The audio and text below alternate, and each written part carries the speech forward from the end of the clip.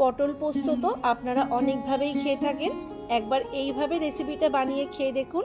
আশা করছি আপনাদের সকলের ভালো লাগবে। নমস্কার বন্ধুরা, তনুশ্রী সারাদিন চ্যানেলে নতুন একটা ভিডিওতে আপনাদের সবাইকে স্বাগত। এখানে পটল পোস্ত করার জন্য পটলগুলোকে আমি খোলা ছাড়িয়ে নিয়েছি। দেখুন, পটলগুলো কিন্তু পুরোপুরি খোলা ছাড়াইনি, বেশ কিছুটা করে খোলা আমি রেখে দিয়েছি। এইভাবে খোলাটা রেখে দিলে পটলটা ভাজার পর খুব একটা পটলটা নরম হয়ে যাবে না। এবার পটলের মধ্যে কিছুটা পরিমাণ নুন আমি ভালো করে মাখিয়ে নিচ্ছি। পটলের সাইডগুলো আমি হালকা করে একটু করে কেটে নিয়েছি, যাতে মশলাটা খুব ভালো করে ঢুকে যায়।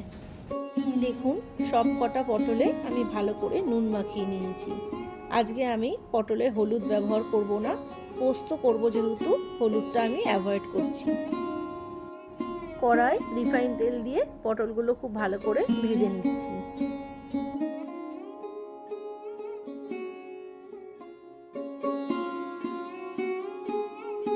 দেখুন, পটলগুলো খুব বেশি লাল করে আমি ভাজিনি।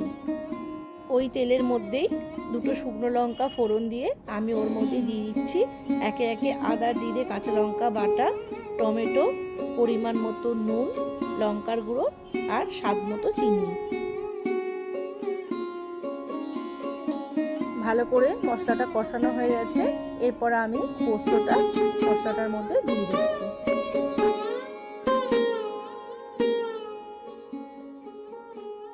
মশলার সাথে পোস্তটা ভালো করে মেশানো হয়ে গেছে, আমি এবার পটলগুলো ওর মধ্যে দিয়ে দিচ্ছি।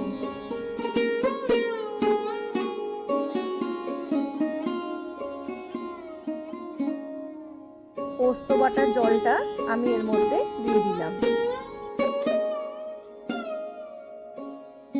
এরপর 100 গ্রাম টক দই আমি ফেটিয়ে রেখেছি, সেটা আমি এখানে দিয়ে দেব।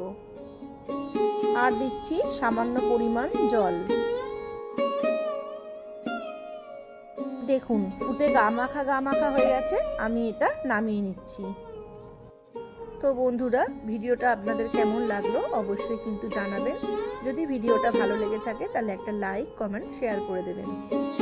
আর এখনও যারা আমার চ্যানেলটা সাবস্ক্রাইব করেননি তারা চ্যানেলটা সাবস্ক্রাইব করে আমার চ্যানেলটার পাশে থাকবেন। দেখা হচ্ছে নতুন ভিডিওতে।